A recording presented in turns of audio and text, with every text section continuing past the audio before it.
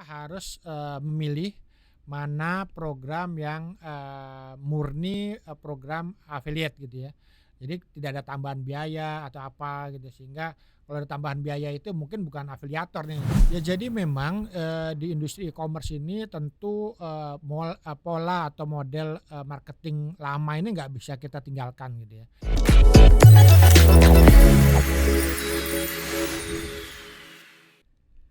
Hai Sobat IDX Channel, ketemu lagi di Fincast bersama saya Fajar Wayong. Dan tentunya di episode lainnya dengan bahasan yang gak kalah menarik dari episode-episode sebelumnya. Nah kali ini kita tentunya akan bahas yang lagi booming juga. Sebetulnya mungkin udah cukup lama ya boomingnya, tapi sekarang juga sepertinya bisa menjadi salah satu pilihan nih bagi anak-anak muda atau ibu rumah tangga atau masyarakat di luar sana. Nah ini kita akan ngomongin sedikit ataupun ya banyak juga boleh ya tentang affiliate di industri e-commerce. Dimana kita tahu ya teman-teman ya, affiliate marketing ini sendiri adalah salah satu teknik pemasaran baru di dalam bisnis e-commerce. Dimana nggak hanya influencer kayak yang sudah tadi saya sebutkan, siapapun bisa menjadi affiliator, mulai dari anak sekolah, pekerja kantoran, hingga ibu-ibu rumah tangga atau siapapun ternyata bisa jadi affiliator. Nah lantas adakah pengaruh dari affiliate marketing di bisnis e-commerce ini terhadap ekonomi Indonesia ke depannya, dan seperti apa sih serba-serbi dari activity affiliate marketing di e-commerce ini?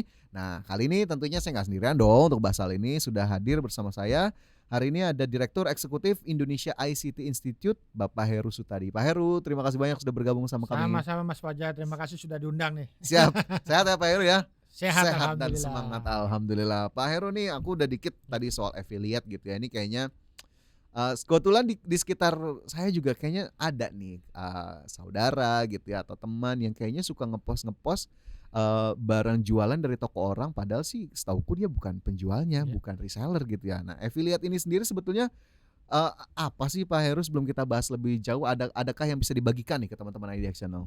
Ya memang kalau kita lihat, sebenarnya affiliate ini kan bukan merupakan hal yang baru gitu ya. Jadi kalau dulu itu misalnya ada yang punya website, punya situs gitu ya, biasanya ada banner tuh, kemudian kita klik gitu ya, si pengunjung situs tersebut klik, dia akan mendapatkan, pemilik situsnya akan mendapatkan komisi lah seolah-olah gitu ya, sekian persen dari, barang yang kemudian dia jual atau mungkin pembelinya itu membeli gitu ya. Nah memang di era e-commerce ini, affiliate program ini juga makin rame lagi gitu. Dan memang awalnya kan, seperti influencer gitu ya, punya sekian, follower segala macam gitu ya. Karena memang sebenarnya dengan influencer artinya pasar yang di-grab itu kan juga makin besar. Nah kalau kita melihat secara teorinya itu tadi juga disampaikan Mas Fajar ya, bahwa memang ini merupakan satu program marketing, di mana dengan program tersebut kalau kita menjadi, partnernya gitu ya, kita akan dapatkan apresiasi nih dari apa yang kemudian nanti orang, membeli dari produk atau jasa yang, ditawarkan gitu ya. Memang kalau sekarang, lagi rame yang, e-commerce gitu ya. Jadi nanti kita misalnya punya akun sosial media atau apa, kemudian kita, ikut afiliasi gitu ya. Nanti kemudian ada produk-produk yang wah menarik nih, kemudian kita publikasikan di media sosial kita. Nanti kalau ada orang yang membeli ya kita lumayan nih, kita nggak ngapa-ngapain, istilahnya nggak modal gitu ya. Kemudian kita mendapatkan, ya sebenarnya kalau ini kita lihat sih sebenarnya komisi dari, penjualan yang nilainya juga beragam gitu ya. Ada yang per pesanan, ada juga yang mungkin sekaligus gitu ya, sekian persen gitu, dari 2%, 10%, bahkan ada yang mengiming-imingi ini 30% gitu kan. Ya tentu ya ini memberikan kesempatan baru, bagi masyarakat, tadi mungkin anak sekolah juga bisa, kemudian juga guru gitu ya, daripada mungkin, tidak menghasilkan, eee meminjam di pinjol gitu kan. Nah Iya. ini kan, hal-hal yang sebenarnya menghasilkan, walaupun juga memang harus ada hati-hati juga memang kita karena, affiliate yang murni itu kan sebenarnya memberikan, apresiasi pada kita, kontribusi pendapatan gitu ya. Tapi ada juga yang mencoba-coba juga seolah-olah afiliasi nih, tapi kita seolah-olah, kita kemudian harus bayar segala sesuatu untuk mendapatkan posisi bintang 1 lah, bintang 2 Ya. gitu ya, yang kemudian merugikan gitu. Oke, jadi sebetulnya affiliate ini ya kalau kita dalam kacamata etika bisnis gitu ya, sebenarnya sah-sah aja ya Pak Heru ya, boleh-boleh aja gitu ya emang, dan ini sudah lazim dilakukan, atau sebetulnya memang affiliate di e-commerce karena e-commerce-nya juga masih berkembang terus, jadi baru kita lihat, atau sebetulnya di di industri non e-commerce affiliate itu juga udah jalan dari lama sebetulnya, Pak Heru. Iya, memang kalau di industri lain memang udah lama, di industri digital udah lama, dan memang kalau ramenya kan sekarang nih di e-commerce gitu ya. Dan memang kalau secara model bisnis gitu ya, karena ini merupakan model marketing, ya sah-sah saja gitu ya. Kan kita di masyarakat kita pun misalnya ada yang mau jual rumah, kita pasarin laku, kita juga dapat komisi ya. komisi gitu loh. Nah ini nih modelnya juga hampir sama gitu ya. Hanya mungkin kalau misalnya di dunia offline kan kita ada effort ya, mungkin kita datang rumahnya atau apa gitu, atau bareng-bareng ngecek mobil gitu ya. Tapi kalau ini semua kan bisa menggunakan digital, kita lakukan dari rumah gitu ya. Tapi ya mungkin nanti kemudian ya kita dapat keuntungan dari penjualan yang atau transaksi yang dilakukan oleh pembeli nantinya ya, apakah itu produk, apakah itu jasa gitu ya. Oke, tapi kalau di industri digital sendiri gitu ya, terutama e-commerce, sebetulnya dari kacamata Pak Heru dan juga ICT gitu, ini seberapa efektif sih pakai jasa affiliate atau buka program affiliate?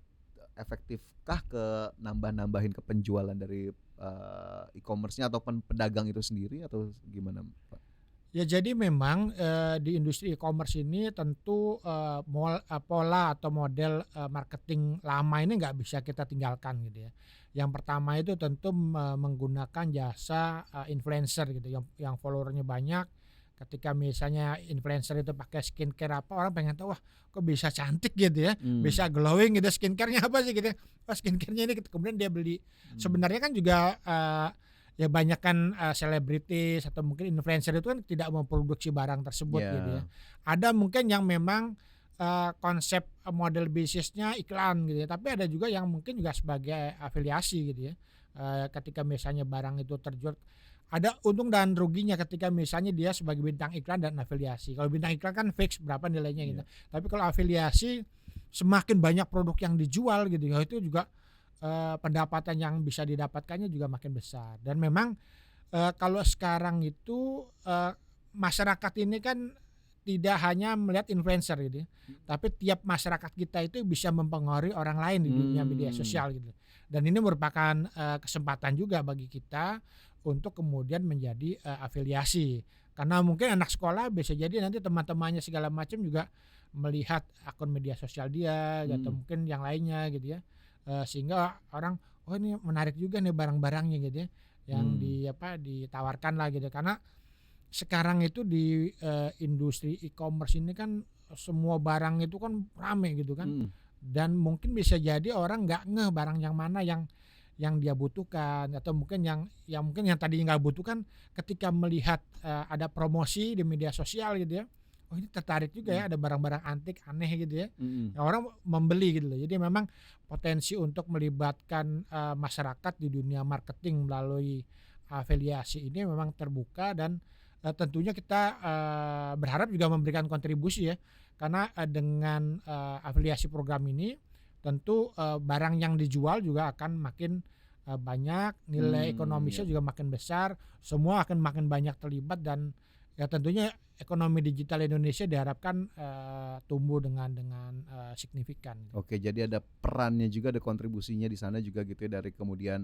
transaksi di e-commerce juga meningkat begitu. Kemudian kalau dari afiliatornya sendiri ya sebetulnya dapat untung lah dari apa, dan juga sebetulnya membantu dari teman-teman atau masyarakat yang ternyata bisa aja nggak sengaja atau sudah sesuai dengan algoritma di sosmed kita, muncullah itu, akhirnya ketemulah, dan akhirnya transaksinya terjadi. Nah kalau ngelihat tren ini sendiri, afiliasi marketing atau ada affiliate ini, kalau Pak Heru, dari kacamatanya Pak Heru sendiri, ini berdampak juga nggak sih ke perilaku impulsif buying dari masyarakat? Akhirnya mungkin nggak butuh-butuh banget gitu ya, tapi karena terpromosikan dan masuk ke dalam algoritmanya, akhirnya jadi beli gitu. Atau sebetulnya itu nggak ada terlalu korelasinya lah dengan impulsif buying masyarakat saat ini? Nah ini yang menarik gitu ya, karena biasanya ketika dia agak profesional gitu ya, ikut affiliate program itu, yang profesional itu, kalau yang biasa kan kita oke media sosial kita publikasi apa gitu ya. Tapi kalau yang profesional dia menggunakan jasa dari media sosial tersebut. Misalnya kita mau segmentasi pasar orang Jakarta nih, nanti dia juga seperti campaign juga gitu ya, di highlight produk yang dia ingin sampaikan, mungkin untuk masyarakat Jakarta memang dia akan mengeluarkan uang gitu. Tapi kalau dihitung-hitung mungkin bisa jadi yang dia keluarkan dengan yang dia dapat itu mungkin yang didapat lebih besar gitu ya. Ini beberapa teman juga melakukan hal itu walaupun memang terbuka, memang tidak harus like a pro gitu ya, tapi dengan mencoba untuk teman-temannya melihat apa gitu. Karena kita ini di industri e-commerce itu yang kita beli kan nggak selalu memang kita butuhkan. Kadang-kadang saya melihat misalnya oh ini saya butuh misalnya ada mobil saya problem lah gitu ya, kaki-kaki misalnya gitu kan. Kadang-kadang ada tawaran gitu, akhirnya kita cobalah gitu ya untuk bisa mendapatkan tawaran itu. Padahal sih mungkin bisa dipakainya nanti kali ya. Gitu. Tapi karena ada affiliate yang promonya menarik kali ya. Nah Jadi, betul, barang-barang yang lucu dan antik itu kan yang mungkin juga nggak mahal, mungkin 50.000, 100.000 gitu, itu banyak yang dicari kan gitu kan. Dan kalau misal kita lihat, ya memang kita nggak boleh melihat harga itu, oh ini murah banget, tapi kan kita lihat pengalinya. Kalau misalnya dia dapat 10.000 satu produk gitu ya, ya memang ada maksimal, ada yang 5.000, ada 10.000 per produk gitu, per pesanan gitu ya. Tapi kalau misalnya 100.000 orang yang pesan gitu ya, per hari kali per bulan kali per tahun kan lumayan juga gitu. Apalagi mungkin untuk anak-anak sekolah apa gitu, anak kampus gitu ya, ibu rumah tangga yang mungkin ya ingin mendapatkan penghasilan tambahan gitu ya.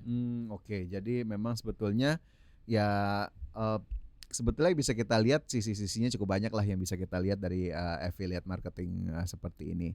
Nah, tapi kalau untuk affiliatornya sendiri nih, tadi kan kita udah ngelihat dari sisi bisnisnya, kemudian keuntungan affiliatornya. Tapi kalau affiliator sendiri di dunia digital saat ini, mungkin gak sih ada hal-hal yang harus diwaspadai juga oleh kita sebagai masyarakat atau konsumen ngelihat kegiatan afiliasi ini benar-benar hampir di semua e-commerce ada, di TikTok ada, di Shopee bahkan ada. Nah, ini ada nggak yang harus kita waspadai juga? Jangan-jangan affiliatornya ya asal jual aja gitu, nggak tahu juga gitu produknya, kita jadi ikut kebeli aja. Gimana Pak Heru?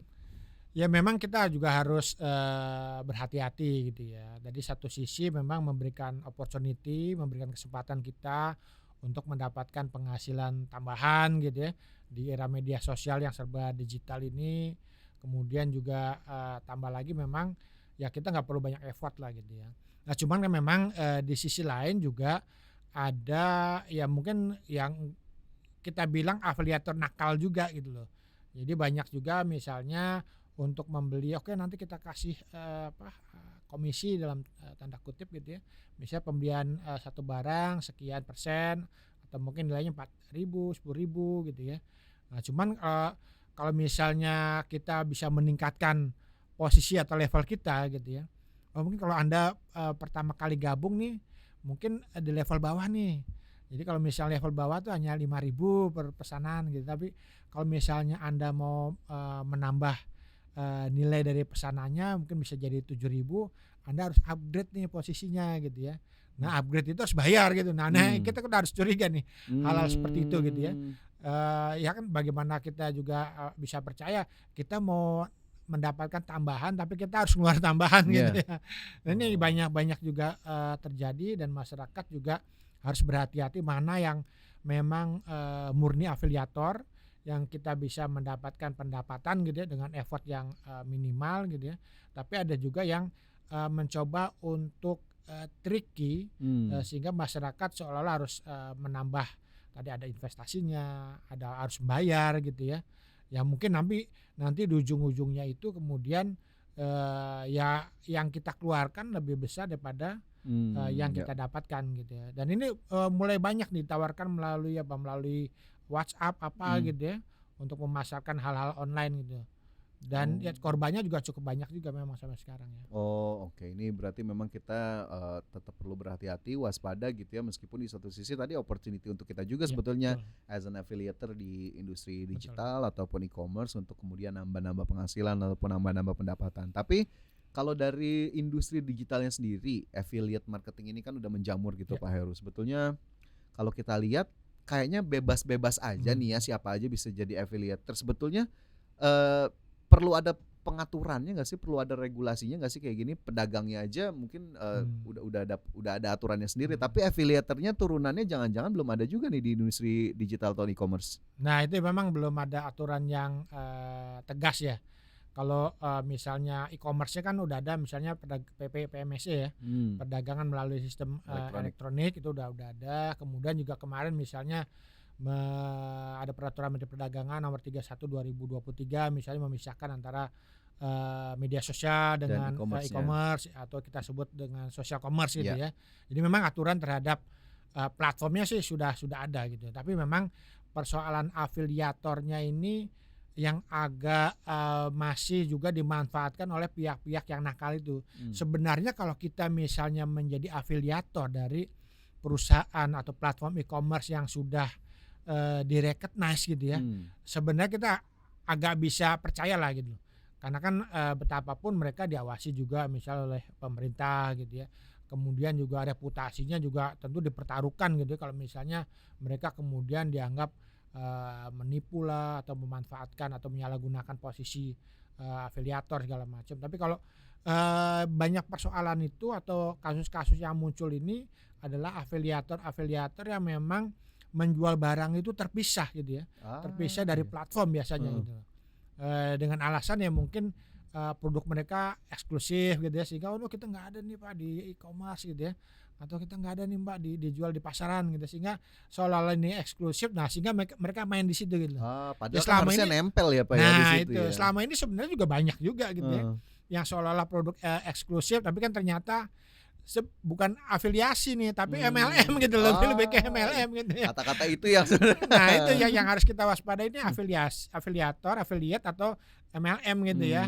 Nah yang banyak terjadi sekarang ini yang harus diwaspadai adalah MLM gitu. Anda bisa mendapatkan pendapatan yang lebih bila mana kita bisa menggrab nih 5 anggota kita gitu. Nanti anggota kita nge-grab lagi gitu ya. Atau mungkin kita membayar untuk mendapatkan posisi yang lebih tinggi gitu loh. Jadi kalau mungkin masyarakat tertarik ya mungkin lebih yang kalau platformnya itu terdaftar gitu ya, resmi, punya nama, itu mungkin ya ini kayaknya sih kalau dari beberapa percobaan yang kita lakukan itu ya memang lebih bisa dapat dipertanggungjawabkan lah dibanding memang pihak-pihak yang menjual produk yang modelnya kayak MLM tapi ditarik ke wilayah e-commerce atau digital gitu. Oke, jadi memang akhirnya kita juga harus pastikan juga ya sebagai konsumen yang mungkin mengklik dari affiliatornya itu sendiri, bener nggak ini segala macam harus di cross check lagi, apalagi mereka kan juga harusnya berkaitan dengan platform itu sendiri ya, karena memang harusnya affiliator ya sebenarnya kalau bisa kita bilang ini cuma perpanjangan tangannya dari e-commerce untuk marketingnya lah, karena sebenarnya tidak ada transaksi melalui dia, tapi cuma berdasarkan profile dia kita klik segala macam dan baliknya ke official store-nya kalau memang kita beli barang ya. Oke, tapi kalau bicara soal affiliator yang sekarang ini juga semakin banyak, kalau ngomongin industrinya sendiri Pak Heru ada update terbaru nggak sih dari industri e-commerce ini sekarang udah sampai mana gerak mereka nih di tahun 2024? Ya memang kalau e-commerce kita kan targetnya itu di 2025 itu kan 135 miliar dolar gitu ya. Kita akan menjadi pasar e-commerce yang terbesar di Asia Tenggara, itu sekitar 3.000 triliun ya. Jadi di 2030 itu kan kita berharap 5.000 triliun nih angka perputaran e-commerce itu. Nah memang sampai 2023 kemarin angkanya belum sesuai dengan harapan gitu ya. Kita masih 82 miliar dolar, padahal harusnya kemarin itu sudah mencapai 90 miliar dolar gitu ya. Walaupun memang ya kita lihat ini ada kemajuan lah, kita masih tetap yang terbaik juga di kawasan Asia Tenggara, tapi memang kita belum maksimal nih. Tambah lagi memang ya kita memang menghadapi beberapa problem ya sebelumnya, misal masalah pandemi segala macam kemarin gitu ya, sehingga daya belinya memang kalau kita lihat memang belum benar-benar full gitu ya. Kita harapkan dalam beberapa waktu ke depan ini masyarakat akan kembali juga memanfaatkan e-commerce gitu ya. Di satu sisi memang harus tadi marketingnya diperbanyak lagi, nanti affiliate program segala macam itu diperbanyak kembali, tapi di sisi lain juga memang ada persoalan infrastruktur kita juga yang mungkin juga banyak daerah-daerah belum mendapatkan infrastruktur dengan baik gitu ya. Tapi dan di sisi lain juga mungkin sebagai tambahan adalah bahwa masyarakat juga sekarang kian kritis dengan produk-produk dari e-commerce gitu ya. Sehingga memang produk-produk yang, dipasarkan itu haruslah menjadi produk-produk yang benar-benar berkualitas nih. Kalau kita lihat sekarang kan harganya memang, makin murah tapi, ya kita Jangan-jangan sekualitasnya juga semakin berdoa untuk umur panjang gitu loh. Nah ini masalah kan gitu ya, harganya murah seminggu rusak gitu. Nah ini harus, menjadi perhatian kita semua juga agar produk yang dijual ini berkualitas, ya memang nggak murah tapi inilah awet gitu ya, Ya. untuk dapat digunakan masyarakat sehingga dengan kepercayaan konsumen ini juga ini akan memberikan dampak juga, masyarakat akan lebih banyak juga, menggunakan jasa e-commerce untuk membeli, produk-produk yang mungkin lebih mudah gitu ya dibanding mungkin transaksi-transaksi yang sifatnya offline gitu. Oke. Tapi kalau masyarakatnya sendiri seiring industri e-commerce yang meskipun ya kita tahu lah tadi targetnya mungkin, belum kecapai gitu, tapi masyarakatnya sudah teredukasi dengan baik, sejauh ini atau belum Pak Heru? Masih banyak PR di sana sini selain tadi infrastruktur, tapi masyarakatnya sendiri sudah cukup paham belum sih dengan resiko-resiko yang ada, konsekuensi yang ada? Ya masyarakat Indonesia memang cukup, beragam. Jadi ada memang yang sudah, kita katakan ya masyarakat udah berdaya nih, udah ngerti lah gitu ya, apa yang menjadi hak kewajiban dia, bagaimana dia memilih produk, memilih barang gitu ya. Jadi kalau misalnya, banyak kan yang udah cerdas itu kan dia akan melihat, komentar-komentar yang disampaikan oleh pembelinya gitu ya. Mmm, Oh barangnya inilah cacat lah, warnanya nggak sesuai, ukurannya nggak sesuai. Itu menjadi catatan bagi mereka untuk memutuskan dia membeli produk tersebut atau tidak gitu kan. Kan biasanya ada bintang-bintang juga gitu kan, walaupun memang nggak selalu yang bintang 5 itu bagus gitu, kadang-kadang iya. kan juga, ada juga teman-teman dia juga ngasih bintang gitu Iya. ya. Tapi paling tidak dia menjadi acuan masyarakat untuk, membeli gitu. Tapi memang karena masyarakat kita kan, cukup beragam, ada yang di kota, ada yang di desa gitu, ada di Indonesia bagian barat, ada Indonesia bagian timur yang memiliki tingkat, pengetahuan dan Literasi ya. kecerdasan literasinya yang berbeda-beda, tentunya menjadi tantangan juga gitu. Jadi masyarakat yang, yang mungkin agak wilayah timur, agak ke pedalaman gitu ya, ini memang perlu diberikan edukasi, literasi yang lebih baik gitu ya, bagaimana mereka, memilih satu produk, barang yang memang, berkualitas atau Mmm, mungkin juga tidak menjadi korban dari, penipuan gitu ya. Ini juga oke. menjadi tugas dari pemerintah dan juga mungkin platform ya untuk sama-sama bagaimana kita, membuat masyarakatnya menjadi lebih cerdas untuk bisa meneliti sebelum membeli gitu ya. Kemudian kalau misalnya kita ada barang yang nggak sesuai kita bisa komplain gitu ya. Iya, Ya untungnya sekarang kalau misalnya kalau dulu kan kita nggak pakai escrow account, sifatnya ketika kita beli suka nggak suka ya udah kita bayar gitu. iya, Sekarang ada escrow account kan, heeh, di platformnya kita walaupun kita udah nerima barang, kemudian barangnya cacat atau apa, kita komplain kan duitnya nggak langsung dikasih ke betul penjual gitu. Ini penjual gitu. menjadi buffer juga lah, bumper ya bagaimana masyarakat ini bisa dilindungi kalau misalnya barang tersebut ya katakanlah nggak sesuai gitu. Walaupun juga memang jangan sampai kemudian misalnya karena kita salah, ukuran atau apa kemudian juga Iya, disalahkan juga gitu iya, kan, iya, di-hold lah pembayaran, kasihan juga kan oke. karena banyak, Sudah penjualnya juga UMKM gitu loh. Jadi sudah jauh lebih bagus sebetulnya ya Lebih beberapa bagus hal begitu ya sebelumnya. dibandingkan sebelum-sebelumnya. Ya. Oke, terakhir Pak Heru ini, soal affiliate, soal e-commerce tadi Pak Heru udah cukup banyak mengupasnya gitu ya. Terakhir deh ini untuk influencer atau masyarakat yang, udah pengen jadi affiliate di e-commerce gitu ya. Ada saran nggak sih agar kemudian tidak menimbulkan kerugian juga bagi konsumen? Apakah product knowledge juga tetap harus dijalankan? Ini, seperti apa? Agar juga, semuanya bisa happy lah dengan Ya. adanya affiliate program ini, tapi kita juga jangan sampai, apa ya, jangan sampai lupa bahwa dulu pernah ada kasus afiliator-afiliator Ya, itu ya. ya. Nah ini ada yang bisa di-share juga nggak Pak Heru terakhir? Yang bisa di-share adalah kita harus, memilih mana program yang, murni, program affiliate gitu ya. Jadi tidak ada tambahan biaya atau apa gitu, sehingga kalau ada tambahan biaya itu mungkin bukan afiliator nih, Mmm, tapi mungkin dia menjalankan, kegiatan MLM misal gitu ya, itu iya, yang pertama. Kemudian kedua tentu juga, sekarang ini kan memang begitu banyak program dan ini juga melibatkan juga banyak influencer, juga kita juga harus berhati-hati nih, barang yang dijual itu apa gitu loh. mmm, Jadi kalau kemarin itu kan banyak kasus misalnya ternyata, affiliate programnya ada judi online kan banyak juga, kemudian ada kemudian juga aset kripto gitu ya. Ternyata secara aturan perundang-undangan kita itu nggak boleh, karena mungkin misalnya aset kripto itu kemana ada unsur perjudian, kemudian juga ada binary option ternyata gitu. Nah ini yang memang masyarakat produk knowledge-nya itu harus dimatangkan kembali, pastikan ini produk apa gitu agar kemudian kita juga tidak diikutsertakan nih ketika misalnya produk tersebut bermasalah secara hukum gitu ya. Walaupun memang tentu kalau produk-produk yang berlawanan hukum biasanya tinggi komisinya gitu ya. Atau mungkin menjadi influencer juga mahal gitu. Tapi ini merupakan pembelajaran juga bagi kita bahwa ada produk-produk yang memang harus kita hindari karena tidak sesuai dengan aturan dan ketentuan perundangan yang ada. Kita juga harus hati-hati program itu apa gitu ya. Dan memang juga harus kita mungkin diskusi dengan banyak teman juga. Apakah mungkin program yang dijalankan ini itu benar-benar ya misal kadang-kala kan mungkin hitungan kita mungkin dapat sekian nih, tapi kok yang dikirim cuma sekian gitu. Nah, pengalaman dari yang lain seperti apa gitu. Kalau misalnya itu enggak ini dapat dipercaya gitu ya. Oke lah kita jalan gitu. Oke, siap.